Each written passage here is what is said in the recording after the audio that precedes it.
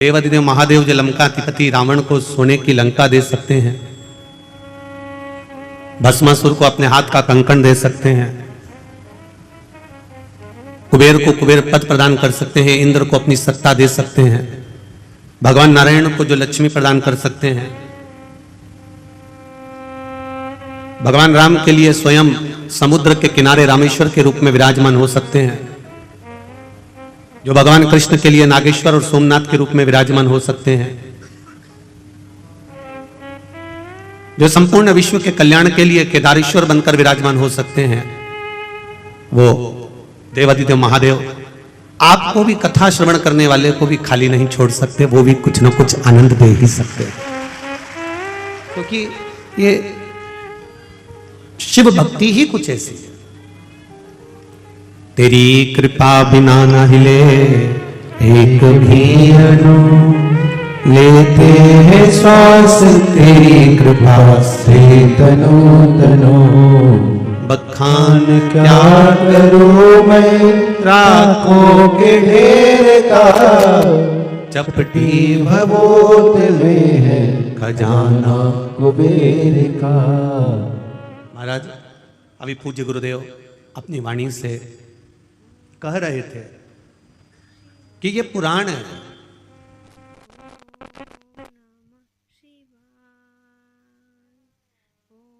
और मतलब होता है पुराना लेखा जोखा, जो आज का नहीं है। आपको अपना पुराना अगर लेखा जोखा उठाना है, आपको अपना पुराना कुछ देखना है, तो तहसील में जाना पड़ेगा, और तहसील में जाकर आप अपना पुराना इतिहास, आपके दादाजी की कितनी प्रॉपर्टी थी, कहां पर तुम्हारा मकान था, क्या नंबर था, क्या खसरा नंबर था, ये पूरा रिकॉर्ड आप तहसील में जाकर देख सकते हो। तहसील में जाकर देखा जा सकता है। पर हमारे सनातन धर्म का अगर कहीं रिकॉर्ड देखना हो, हमारे सनातन धर्म की अगर आनंदता देखना हो, तो जैसे तहसील में पुराना रिकॉर्ड देखा जाता है, उसी तरह पुराणों में भी हमारा रिकॉर्ड देखा जाता है कि हमारा आनंद कहां छुपा हुआ, हमारा सुख कहां छुपा हुआ।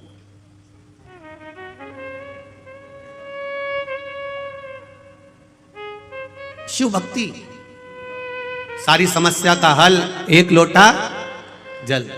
आप शंकर के द्वार जा रहे हो, शिव के द्वार पर पहुंच रहे हो, शंकर भगवान को एक लोटा जल समर्पित कर रहे हो, एक बेलपत्र अगर आप देवादिदेव महादेव को चढ़, सहजता है मेरे देवादिदेव महादेव को तुम्हारी दौलत, तुम्हारी संपदा, तुम्हारा वैभव, तुम्हारा धन, उससे कोई मतलब नहीं। अगर दौलत से मतलब होता मेरे देवादिदेव महादेव को, तो रावण ने भगवान शंकर से कहा था, भोलेनाथ कैलाश पे रहते रहते तुम्हें बहुत समय हो गया, अब मैं तुमको लंका लेकर जाना चाहता हूं, सोने की लंका में आप रहिए, स्वर्ण की लंका में आप विराजमान रहिए, चलिए मेरे साथ, आप सोने की लंका में चलिए। भगवान जानते हैं कि ये लंका अधिपति रावण है, ये विद्वान जरूर है पर विद्यावान नहीं है। पहले भी कथा में कहा है, आज फिर कहते हैं, विद्वान और विद्यावान में अंतर होता है। हनुमान जी के आगे कहा जाता है विद्यावान गुणी अति चातुर, पर रावण के आगे कोई भी ये नहीं कहता कि ये विद्यावान है, रावण के आगे लोग कहते हैं ये विद्वान है। इतना विद्वान, इतना विद्वान, जिसने अपने भुजाओं के बल पर कैलाश पर्वत को उठा लिया था, जो भगवान शंकर को राजी कर लेता है, जो देवताओं को अपने वश में कर लेता है, इतना विद्वान था। पर नहीं कहा कि ये विद्यावान था, क्योंकि विद्वान और विद्यावान में अंतर होता है। विद्वान अपने अहंकार में इतना फूल जाता है कि वो किसी के आगे झुकना नहीं जानता, और विद्यावान हर एक के आगे झुककर चलता है। जैसे मेरे हनुमान जी महाराज हर घड़ी, हर पल, हर क्षण श्री राम जी महाराज के आगे झुककर खड़े हुए, प्रणाम कर कर।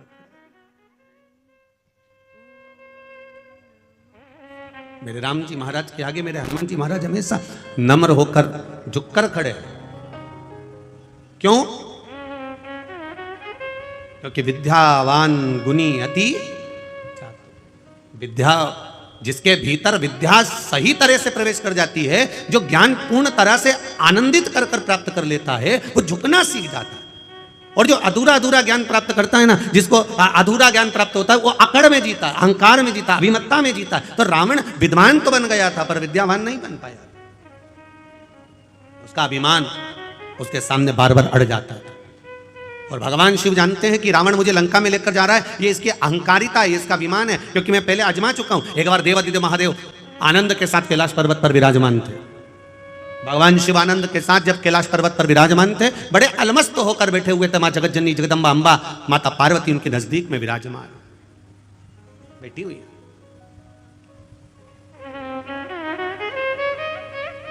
विशर्वा बाबा के पुत्र कुबेर भी हैं और विशर्वा बाबा के पुत्र लंकाधिपति रावण भी। कुबेर के पास में पूरा लंका का राज्य था,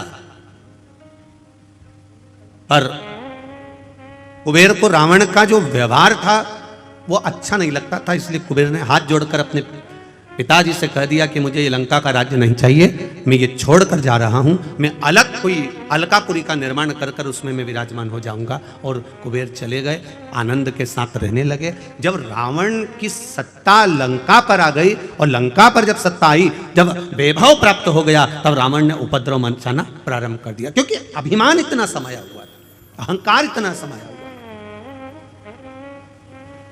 एक बात अपने जीवन में उतार कर रखिएगा, इंजीनियर बन जाओ, डॉक्टर बन जाओ, सीए बन जाओ, कलेक्टर बन जाओ, चाहे तुम किसी पद पर विराजमान हो जाओ, पर शिव महापुराण की कथा कहती है कि आपको पद जिस परमात्मा की कृपा से मिला है, जो यश उस परमात्मा की कृपा से मिला है, वो परमात्मा की कृपा से प्राप्त हुआ है। इसलिए पद और प्रतिष्ठा पाकर आप अहंकार में मत डूब जाना, क्योंकि अहंकार में 3 गए, धन वैभव और वंश। ना मानो तो देख लो रावण, कौरव और कंस, ये तीनों अहंकार में चले जाते हैं, ये तीनों अभिमत्ता में चले रहे। आप इंजीनियर बनिए, मना नहीं, आप कलेक्टर बनिए, मना नहीं, आप एसपी बनिए, मना नहीं, आप डॉक्टर बनिए, मना नहीं है, पर कहीं इतना अभिमान, इतना अहम, इतनी अहंकारिता हमारे भीतर प्रकट ना हो जाए कि जिसके बल पर हम पुनः फिर नीचे आ जाए। वो अभिमत्ता हमारे भीतर नहीं आना चाहिए।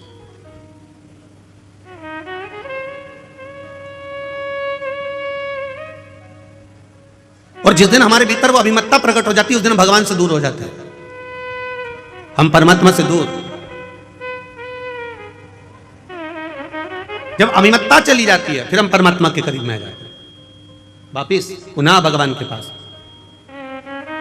शिव कथा कर रही है, लंकाधिपति रावण को मालूम पड़ा, कुबेर जी को मालूम पड़ा कि लंकाधिपति रावण ने उपद्रव मचाया है, और ऐसा उपद्रव मचाया है कि पूरी तरफ हाहाकार मच गया। संतों को कष्ट देना, ब्राह्मणों को कष्ट देना, साधुओं को कष्ट देना, सन्यासियों को कष्ट देना, तपस्वियों को कष्ट देना, ये रावण ने देवताओं को कष्ट देना प्रारंभ कर दिया। तब कुबेर को मालूम पड़ा, तो कुबेर ये विचार करे मैं अपने भाई को समझाऊं तो मैं ना जाऊं, किसी दूसरे को भेज दिया। करना चाहिए।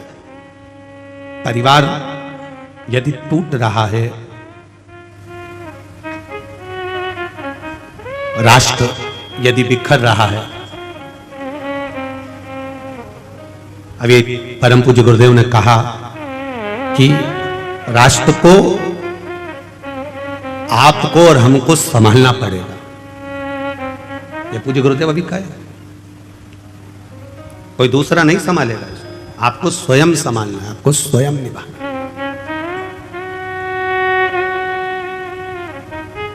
संत हो, सदगुरु हो, तपस्वी हो, ब्राह्मण हो, सन्यासी हो, साधक हो, उपासक हो, वो संभाल लेते हैं।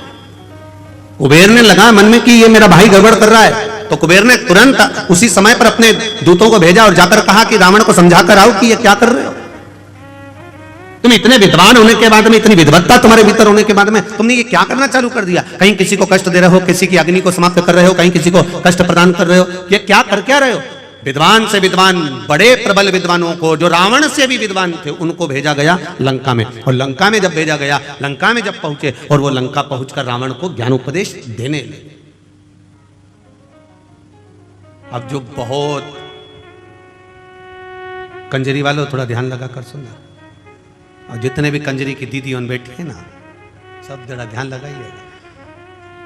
जितनी भी जीजियां बैठी और जितने जीजा उन बैठे, वो भी थोड़ा ध्यान लगाइएगा कि ज्ञानी को समझाया जा सकता है, अज्ञानी को समझाया जा सकता है, पर अभिमानी को कभी नहीं समझाया जा सकता, ये निश्चित है। अब कोई ज्ञानवान है तो उसको समझा सकते हो, कोई अच्छा ज्ञानी व्यक्ति है, पढ़ा लिखा है, समझदार है, उसको समझाओगे ये मत करना, आगे से ऐसा ना करिएगा, ऐसा ना करिएगा, तो वो समझ जाएगा। कोई अज्ञानी है, एक बार नहीं समझेगा, 2 बार में समझेगा। अज्ञानी है तो वो मुंह भी नहीं चलाएगा। आओ, इन्हें कह दिया मेरे को नहीं करना, नहीं करना तो उठ के चला गया। अज्ञानी है, उसमें अज्ञानता है, वो नहीं समझ सकता। अज्ञानी को समझा लोगे, अज्ञानी को समझा लोगे, पर जिसके भीतर अभिमान भरा हुआ है, बताओ कल का छोरा हमको समझाएगा, बताओ कल की बहू आई ये मुझे ज्ञान देगी। कई कई सास उनके देती है कल की आई है और मुझे बदलना चाहती है, कल की आई। मतलब इसके भीतर ये अभिमान भरा हुआ है, अहंकार भरा हुआ है, और ये अभिमान जब तक भरा हुआ है तब तक ये सुधर नहीं सकता। इसलिए ज्ञानी को समझाया जा सकता है, अज्ञानी को समझाया जा सकता है, पर जिसके भीतर अभिमान भरा है उसको समझा सकोगे क्या? तो जम के जरा समझा पाओगे? नहीं समझा सकते। आप कितना ही प्रयास करें समझा नहीं समझ सकते। सास कह रही है गुड़ को गर्म कर, उसमें तिल्ली भूंज के डाल दे, लड्डू बन जाएगा। पर बहू नहीं, मैं तो गुड़ को फोड़ूंगी, उसमें कच्ची तिल्ली बिना सीखी डाल दूंगी और ऐसे ऐसे गोल गोल करके लड्डू बना दूंगी, हो गई संक्रांति, लड्डू तैयार। अब सास कह रही है कि थोड़ा सेक ले, थोड़ा गुड़ को गर्म कर ले और तिल्ली को सेक कर लड्डू बनाएगी तो अच्छा बनेगा। अब उसको तो भीतर इतना अभिमान भरा था, मैं तो सीख के आई हूं, मुझे तो सब मालूम है, और बैठी 4 घंटे तक वो रेसिपी बुक लेके, और रेसिपी बुक में जैसा जैसा लिखा था। और ऐसा जरूरी नहीं है कि कभी कभी रेसिपी बुक भी गड़बड़ कर जाती है। एक नई नवेली बहू आई और सास ने उसको कह दिया बेटा मेरा मन कर रहा है, मेरा मन कर रहा है, तो एक काम कर थोड़ी सी आइसक्रीम बना ले, मेरा मन कर रहा। बहू ने कहा मम्मी तुम भी क्या आइसक्रीम खाना? अब भी बनाती हूँ। उसने तुरंत अटैची में से रेसिपी बुक निकाली, 2 किलो दूध धीमी आंच पे रखो, गैस चालू करो, फिर धीरे धीरे उसको हिलाओ। अब वो हिलाते हिलाते उसमें बेकिंग पाउडर डालो, और क्या क्या डलता है तुम्हें मालूम होगा, इलायची का पाउडर डालो, फिर धीरे धीरे उसका पूरा रेसिपी बुक तैयार करें। अब बुक वो तैयार करा, और तैयार करने के बाद में फिर उसने पढ़ा 1 घंटा फ्रिज में रखो। अब ये गई और करी आई जो जैसा जैसा लिखा था। 2 घंटे के बाद सास ने फ्रिज खोला, और फ्रिज खोला तो बहू को आवाज लगाया, बेटा ओ बेटा, बहू हाँ मां इधर आ, ये मंदिर का घंटा फ्रिज के अंदर किसने रखा? बहू तुरंत पल्लू लेके बोली मां मैंने रखा है। क्यों? बुक में लिखा था 1 घंटा फ्रिज में रखो, इसमें लिखा 1 घंटा फ्रिज। सास ने बुक को लिया और माथा से ठोका, अरे ओ पगली, वो बुक में लिखा था जो तूने घोल बनाया था उसको 1 घंटा फ्रिज में रखना था, तू मंदिर का घंटा लाके फ्रिज में रख दिया। अब बताओ वो आइसक्रीम तैयार हो, वो आइसक्रीम बनेगी। तो ज्ञानी को समझा सकते हो, बोलो बोलो आगे बोलो, अज्ञानी को समझा सकते हो, पर बहुत बढ़िया एकदम तन्न होकर अब अभिमानी को नहीं समझा सकते कि साहब ये रेसिपी ऐसी बनेगी। तुम समझा, उसको समझाना मुश्किल।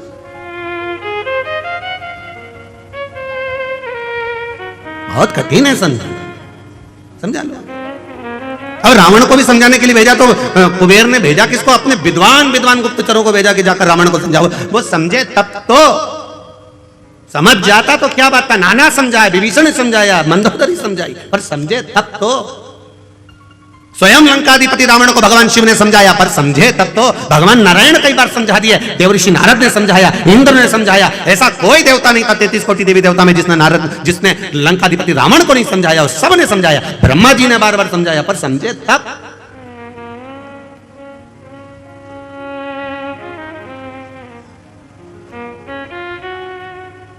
समझ में तो आए इसको। अब कुबेर जी ने भेज दिए अपने साथियों को और सारे गुप्तचरों को बोला और बोलकर कहा जाकर मेरे भाई को समझाना, ज्ञान देना, समझाना, मेरे को मालूम है वो रावण समझ जाएगा।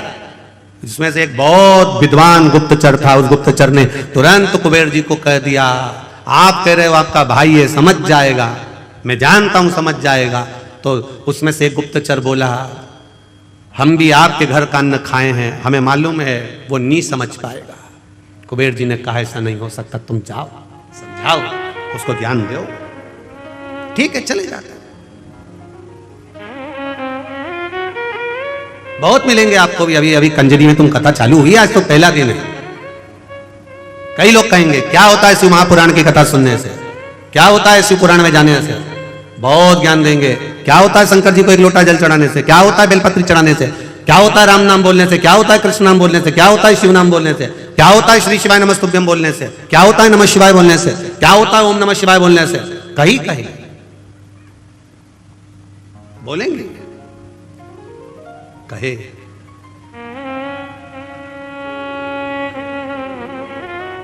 महाराज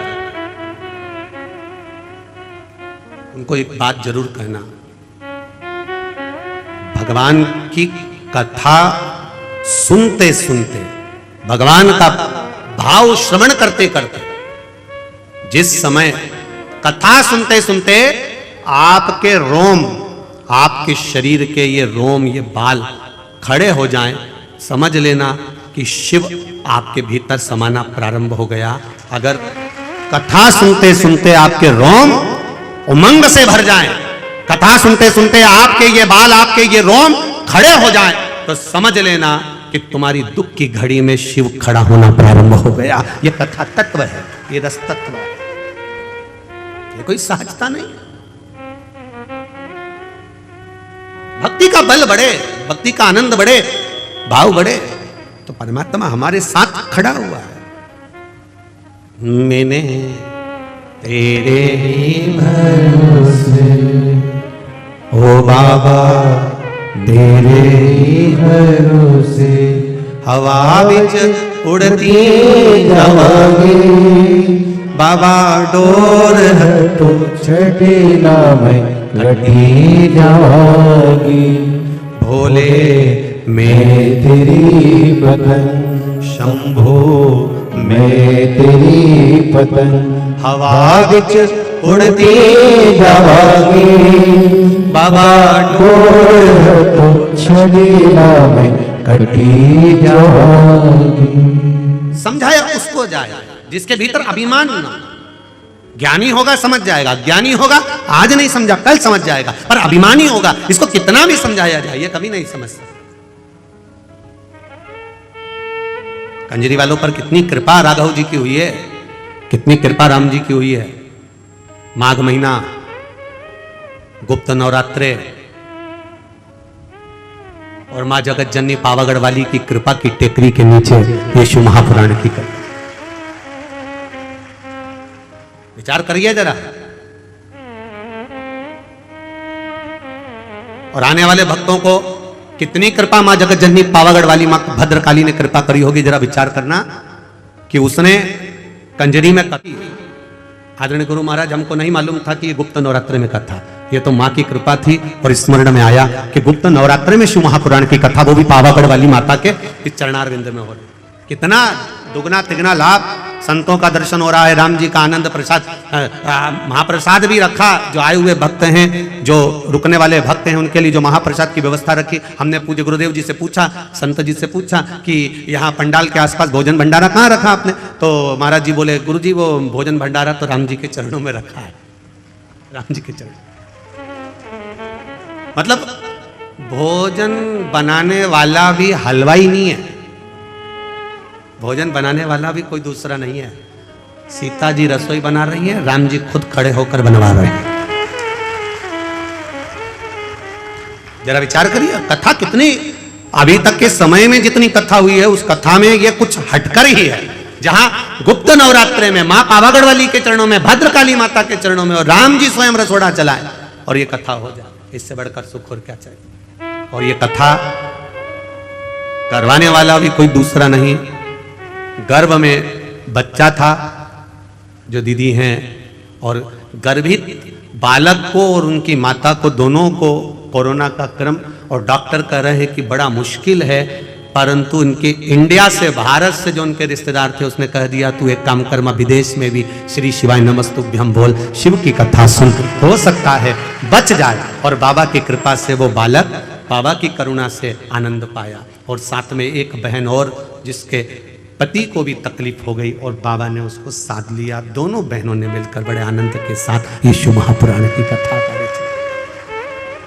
बड़ा आनंद है, ये कोई साधारण नहीं है। समझाओ, मेरा आपसे भी निवेदन है, जो बहू तुमसे समझ जाए उसको समझा लो, जिसको समझा सकते हो उसे समझाओ।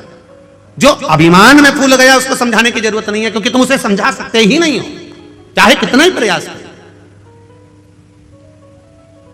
करो, कितना प्रयास करोगे, हो ही नहीं सकता।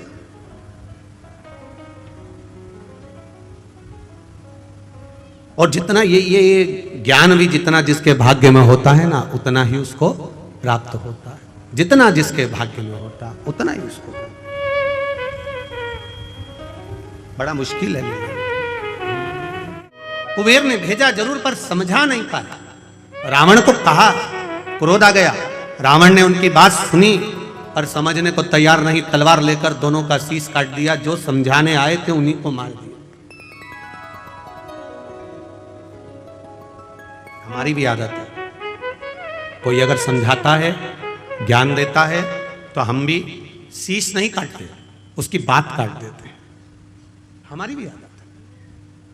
पर कभी विचार करिए, कभी अपने जीवन में इस बात को उतारने का प्रयास करना कि कोई सद्गुरु, कोई संत, कोई साधु, कोई सन्यासी, कोई तपस्वी, कोई साधक, कोई भगवंत, कोई साधना करने वाला, भजन करने वाला, कोई घर का बुजुर्ग, वयो वृद्ध, बड़ा हमको समझाता है तो हमारे नुकसान के लिए नहीं, हमको उन्नति की सीढ़ी पर चढ़ाने के लिए समझाता है।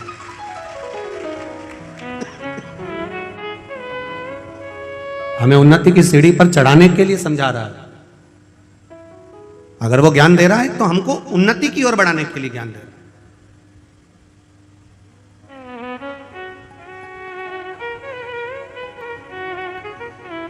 समझा नहीं लंकाधिपति, उठाया तलवार, चल दिया कुबेर के उस अलकापुरी में, और जाकर इतना उपद्रव मचाया, इतना उपद्रव मचाया, सबको मार गिराया। पुष्पक विमान को छुड़ा लिया। कुबेर को देवताओं ने ले जाकर एक स्थान पर छुपा दिया जहां उनका उपचार हुआ, वो ठीक हो गए।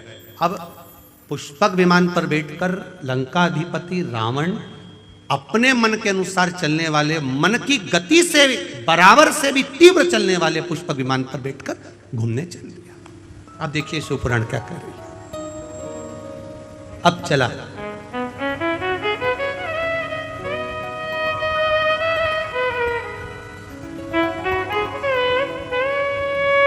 अच्छा ऐसा नहीं है, पुष्पक विमान पर जब वो बैठा,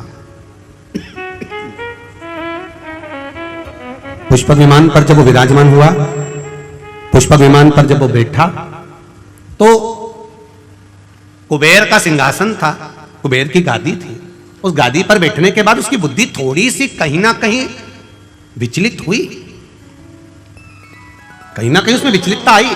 बैठा वो, क्यों कहते हैं तीर्थ में जाकर बैठो, क्यों कहते हैं सदगुरु के चरणारविंद में बैठो, क्यों कहते हैं कथा में जाकर बैठो, क्यों कहते हैं किसी पवित्र नदी के तट पर जाकर बैठो, क्यों कहते हैं जहां संतों ने तप करा हो, साधुओं ने तप करा हो, कहीं तपस्या साधना करी हो, उस स्थान पर जाकर बैठो, क्यों कहते हैं कहीं धुपाड़ा जल रहा हो, हजारों वर्ष का, सालों निकल गए, उस धुनी को रमते रमते संतों को उस धुनी के पास जाकर बैठो, क्यों कहा जाता? उस स्थान पर बैठने का फल कुछ अधिक प्राप्त हो जाता। जैसे समझो उसको, एक बस का ड्राइवर चाय पीने चला गया। काय का ड्राइवर? बोलो बोलो, जम के बोलो जरा। अच्छा और जम के बोलो। बस का ड्राइवर गया क्या पीने? चाय पीने। और कोई व्यक्ति उस ड्राइवर की सीट पर जाकर बैठ गया और उसने स्टीयरिंग पकड़कर यूं यूं हिला रहा था।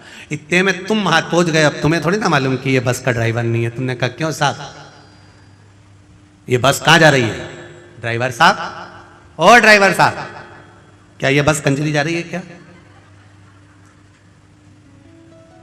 ए ड्राइवर साहब। अब वो ड्राइवर जो स्टीयरिंग पकड़ा था वो, और जैसा वो दूल्हा नहीं होता शादी वाला कितना करता है, बस वैसा वो बस का ड्राइवर एकदम अकड़ गया। देखो मेरे को बस भी चलाना नहीं आती, केवल ड्राइवर की सीट पर बैठा और लोग कह रहे हैं क्यों ड्राइवर साहब बस कहां जा रही है, कंजरी जा रही क्या, पावागढ़ जा रही क्या? मतलब उसकी वैल्यू कितनी हो गई केवल सीट पर बैठने से। अब वो विचार कर रहा है कि सीट दूसरे की है, बस दूसरे की है, मैं तो केवल सीट पर थोड़ी देर बैठा हूँ, वो चाय पीने गया, उतनी देर में मेरी इतनी इज्जत हो गई, अगर मैं बस चलाना सीख जाता तो मेरी कितनी इज्जत हो जाती। उसी तरह हमारा शास्त्र का है, उसी तरह हमारा शास्त्र का है। जब हम जरा सी देर किसी मंदिर में जाकर बैठते हैं तो लोग कहने लगते हैं क्यों पंडित जी कैसे हो?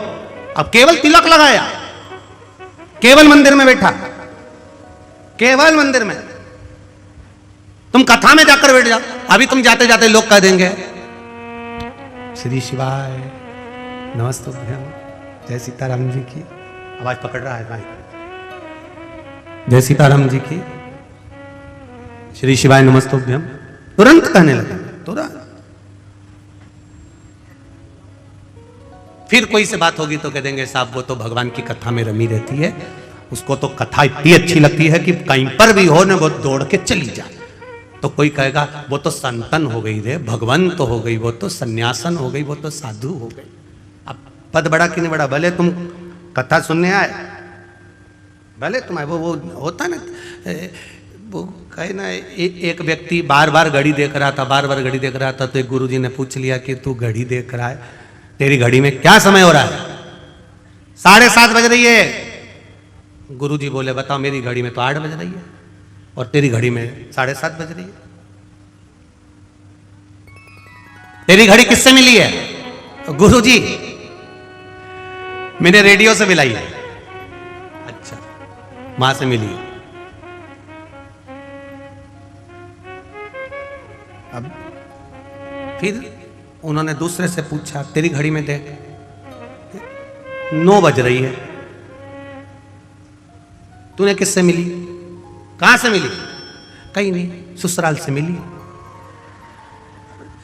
गुरुजी बोले ये ससुराल से तो मिली है, पर मिली किससे है ये तो मालूम होना चाहिए, कि रेडियो से मिली, कि टेलीविजन से मिली, कि काय से मिली। तो कि गुरुजी कहीं से नहीं मिली, ये मेरे ससुराल से मिली। हमेशा पीछे ही चलती है, हमेशा पीछे चलती है। ससुराल की जो चीज मिले तुम ध्यान रखना इस चीज के लिए, भले अलमारी हो, वॉशिंग मशीन हो, चाहे फ्रिज हो, चाहे मिक्सर हो।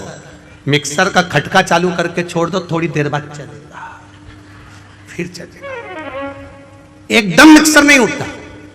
उसी तरह सास को भी अंदाजा लगा लेना चाहिए कि बहू पर एकदम प्रेशर नहीं देना, एकदम प्रेशर दिया तो ये नहीं चलेगा।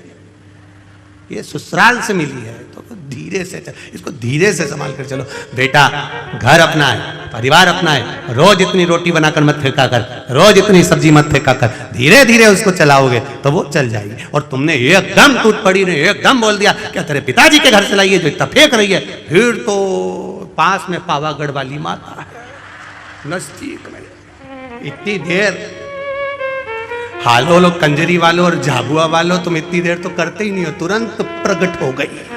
उतनी देर में तो तुरती देर लगेगा, उतनी देर का लगे।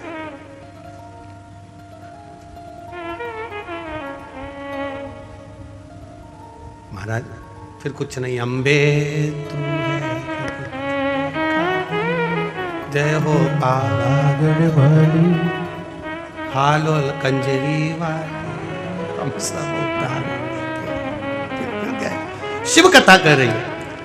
लंकाधिपति रावण गादी पर जब बैठा, थोड़ी देर जब विराजमान हुआ, उस समय पर जो कुबेर का सिंहासन था, उस समय पर रावण की बुद्धि थोड़ी बदली। किसी धोपाड़े के पास में धोनी रम रही हो उसके पास में, संतों के पास में, गुरुजन के पास में, मंदिर में, सत्संग में, प्रवचन में, तीर्थ में, सरयू मैया के तट पर, गंगा मैया के तट पर, यमुना मैया के तट पर, नर्मदा मैया के तट पर, कहीं तीर्थ स्थान पर, अच्छी जगह पर, जहां संत साधु सन्यासी तपस्वी साधक उपासक जहां तप करे हो, उस जगह पर जाकर हम थोड़ी देर बैठते हैं तो ये पक्का है।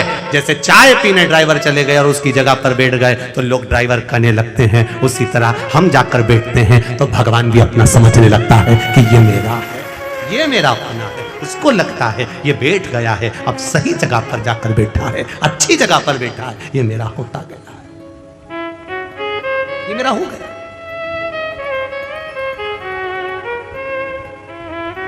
कितनी अविरल भक्ति।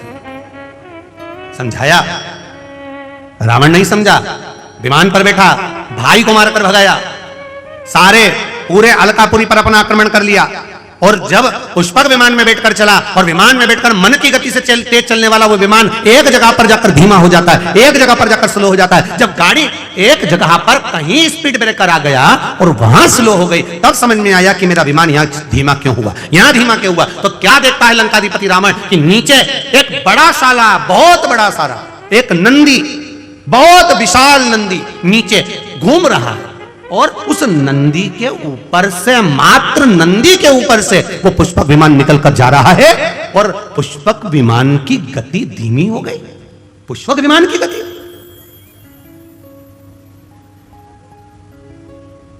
रावण के साथ में जितने लोग बैठे थे उस पुष्पक विमान में, सब रावण से कहने लगे, महाराज ये तो मन की गति से तेज दौड़ने वाला पुष्पक विमान है, फिर आग कैसे हो गया, ये स्लो कैसे हो गया, इसकी स्पीड कम क्यों हो गई, इसकी गति कम क्यों हो गई।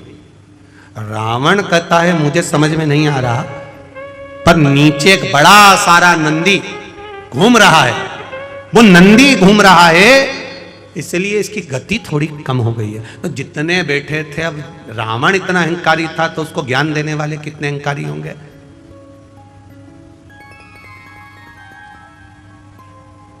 चाय गर्म होती है कि केटली गर्म होती है। तुम लोग तो कंजरी वालों जरा सी बात में हंस देते हो, हमको लगता है कि तुम लोग कथा पक्के में अच्छे से सुन के बैठे हुए होते हो। अब तुम बताओ कि चाय गर्म ज्यादा है कि केतली ज्यादा गर्म है। अब उसमें तुम्हें अंदाजा हो जाएगा। हम जहाँ जयेश भाई के यहाँ रुके हैं, नाम जयेश है ना, जयेश भाई के हम जहाँ रुके हैं तो वहाँ पर उन्होंने वो गिलास में गर्म गौ माता का दूध वगैरह ला कर दिया आरोगने के लिए, ठाकुर जी के लिए। तो हमने कहा ललित महाराज को ये तो बहुत गर्म है, तो इतने में ललित महाराज बोले नहीं नहीं गुरुजी, दूध तो ठंडा है, गिलास गर्म है। नहीं, दूध ठंडा है पर गिलास गर्म है। अब चाय इतनी गर्म नहीं है जितनी केतली गर्म है। उसी तरह बड़े बड़े, बहुत बड़े बड़े, जो बहुत ऊंचे ऊंचे मालूम पड़े, बहुत बड़ा वो आनंद हुआ और मालूम पड़े, तो साहब जो कुर्सी पर बैठा है वो तो बड़ा नम्र है, तो बड़ा सहज है, बड़े सरल नेचर के हैं, बड़े सहज है, बड़े सरल है। अब उनसे मिलो तो लगे बहुत सरल, बड़े सहज, पर उनके साथ जो केतली है वो बड़ी है। पास मत जाना, दूर हटाओ, कैसे घुस गए, कैसे पहुंच गए।